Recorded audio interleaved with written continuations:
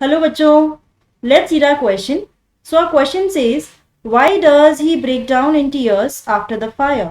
तो बच्चों ये क्वेश्चन कहाँ से लिया गया है? हमारे chapter a house is not a home में से।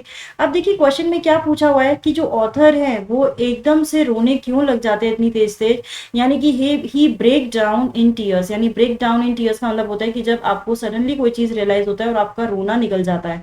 ठीक है, तो इसका रीजन हमें यहाँ पर देना है। चलिए समझते हैं अपना answer. The author broke down in tears after the fire because his house was completely burned down and it struck him suddenly that he had not seen his cat. तो यानी कि ऑथर को तो ये रियलाइज होता है कि उनका पूरा घर तो जल ही चुका है। ठीक है, और उनकी तभी उन्हें रियलाइज होता है कि उनकी जो कैट है वो उन्हें नहीं दिख रही। यानी कि इतनी अफरा तफरी में जब कोई ऐसा इंसिडेंट होता है तो हम आधी चीजें तो भूल ही जाते हैं। और उनके साथ भी ऐसे ही होता है कि इतना सडनली ये सब कुछ होता है कि उनकी जो मदर है और वो एकदम घर से बाहर निकल जाते हैं, लेकिन उनको बाद में रियलाइज होता है कि वो जो कैट है उनकी, द कैट टैबी, वो तो कहीं दिख ही नहीं रही है।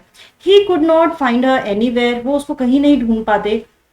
And suddenly, and all at once, an overwhelming feeling of loss swept over him, that he had lost his old school, old friends, his house and beloved cat। कि एकदम से उन्हें रियलाइज होता है कि कितना कुछ उन्होंने एक ही दिन में लूज कर दिया है। उनका घर जल चुका है, वो अपना पुराना स्कूल छोड़ चुके हैं, उनके पुराने दोस्त भी छूट चुके हैं उनका।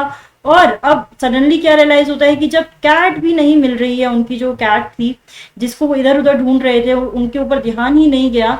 तो ये रियलाइज करके तो वो पूरा जो एक बोलते हैं ना कि हम लोग सोचते हैं कि अब इतना हो गया तो we can control it, we can control our tears, लेकिन जब बहुत सारी चीजें हमें रियलाइज होती हैं एक साथ कि सब कुछ ही खराब हो चुका है, तो उस मोमेंट पर ऑथर भी अपने आप को रोक नहीं पाते और बिल्कुल बर्स्ट हो जाते हैं टीयर्स में। यानी कि ही बर्स्ट इनटू टीयर्स, कि वो बहुत तेज तेज रोने लग जाते हैं ये सब रियलाइज करके।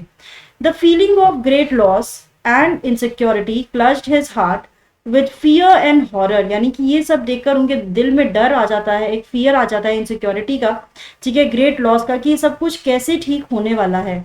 ठीक है, देयरफॉर ही बर्स्ट इनटू क्राइज, इसीलिए वो बहुत तेज तेज रोने लग जाते हैं। तो बच्चों, I hope you have understood the answer. All the best.